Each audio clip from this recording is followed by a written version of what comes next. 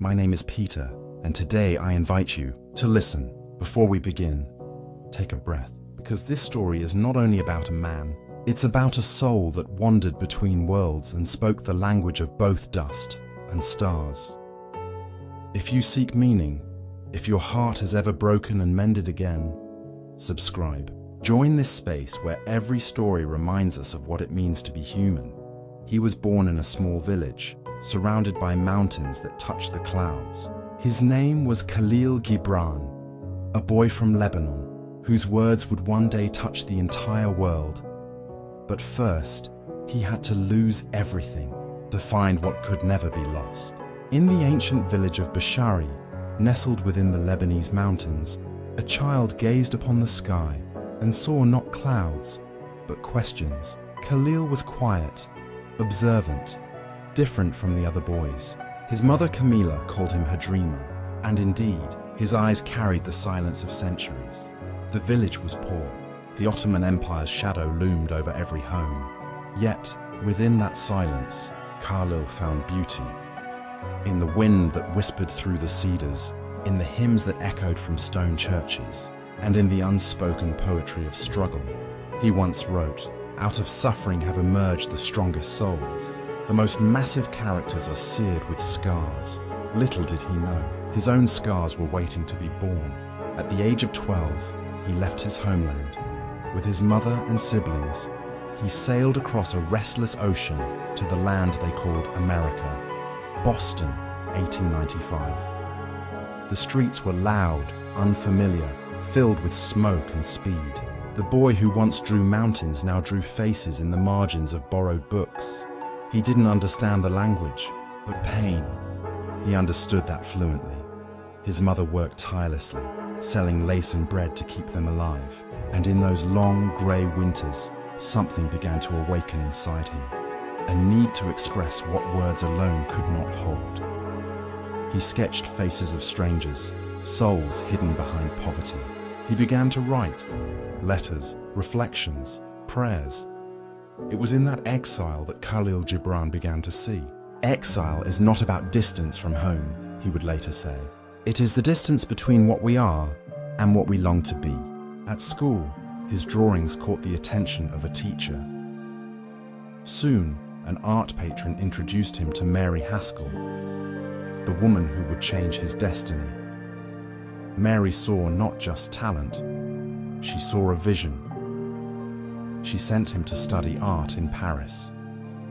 There, he wandered through galleries, spoke with poets, mystics, and painters, and in every conversation, he searched for God between the lines. Paris awakened him to beauty, to loneliness, to creation. He began to blend the spirituality of the East with the introspection of the West. He wrote, "The appearance of things changes according to the emotions, and thus we see magic and beauty in them, while the magic and beauty are really in ourselves." It was in his 30s that Gibran began writing his masterpiece, The Prophet. He wrote not from comfort, but from the depths of longing. He was in love with Mary Haskell, but theirs was not a love of possession. It was a sacred affection, a bond between two souls seeking the same divine truth. He wrote, "Love knows not its own depth until the hour of separation."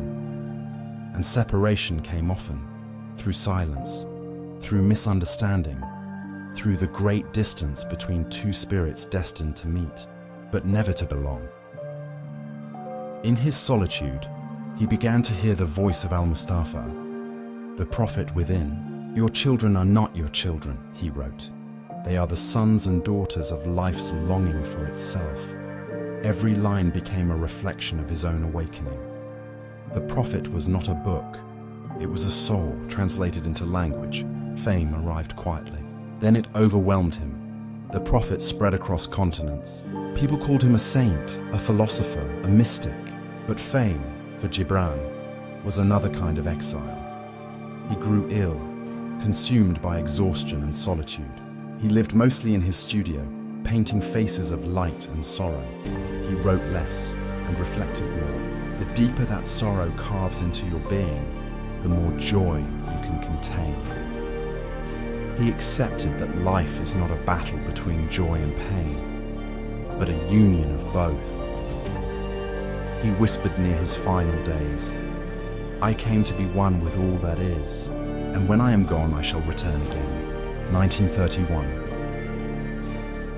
He passed away in New York, a world away from the mountains of Lebanon, but his wish was clear.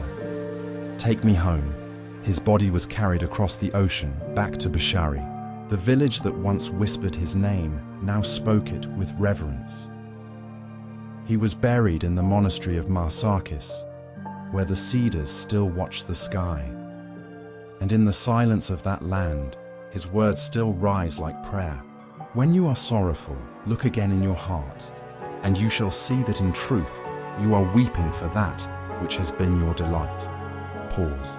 We read his words now as if they were written yesterday, because they were. They were written for every human heart that has ever loved, lost, or dreamed. In the end, Kahlil Gibran taught us that the greatest journey is not from one country to another, but from the surface of the self to the depths of the soul.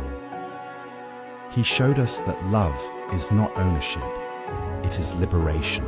That beauty is not in things, but in the eyes that behold them, and that even sorrow when embraced becomes light. If this story touched your heart, subscribe, join me, Peter, as we continue to explore the souls who dared to feel, to suffer and to awaken, because perhaps in their stories we might rediscover our own.